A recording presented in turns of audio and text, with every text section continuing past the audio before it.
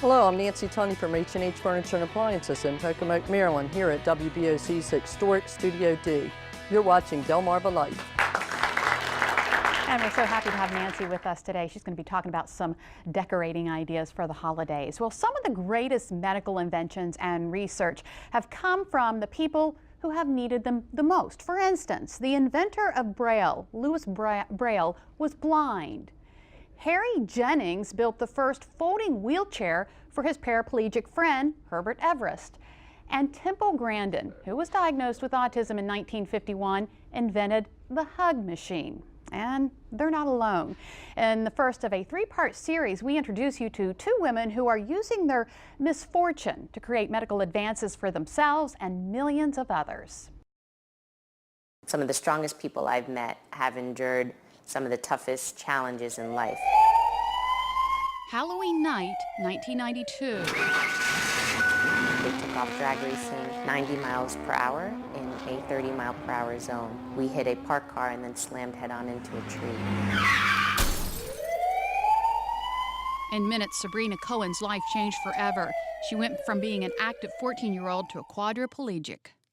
And been confined to a wheelchair ever since. And ever since, she's been an advocate, speaking out on everything from peer pressure to speeding. That was the cause of my accident. But during a conference in 2004, her focus turned a corner. The mission today of my foundation is to reverse paralysis with chronic spinal cord injuries. The Sabrina Cohen Foundation has helped raise more than $150,000 for stem cell research. 128 million people suffer from diseases that could be treated through stem cell therapy. In theory, harvested cells could help rebuild Sabrina's spinal cord. There's about 500,000 leftover embryos sitting in fertility clinics that doctors have found that we can extract the cells from them and use them to, further research.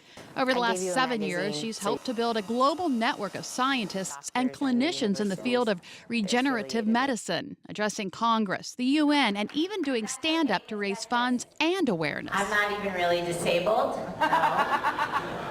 Just a little bit lazy. It only makes you stronger and sometimes a better person and somebody who's capable of making a difference in this world. Making a difference is something Samantha Ulmer also knows a lot about. The 24-year-old lives with the knowledge that one day something as slight as a hand tick could be the start of a genetic disorder that causes her to lose control of her bowels, forget who she is, and eventually die. It is scary because I've seen what it did to my grandmother. It's even more scary with my uncle, who was just recently diagnosed as well. As the deadly neurodegenerative disease is passed through families, symptoms start developing at younger ages. Sam doesn't want to know if she has a gene. Instead, she's working to educate. This question was the main basis of my project. Armed with surveys, research, and her own white coat, the med school student hosts support groups and events raising money and awareness. Through her project, she schooled professionals and the public about the disease. I definitely wanted to make that more aware and make the disease more known because there's tons of people suffering from it. From adversity to advocacy, two women helping themselves and possibly millions in the process. And Sabrina has donated more than $75,000 to stem cell researchers.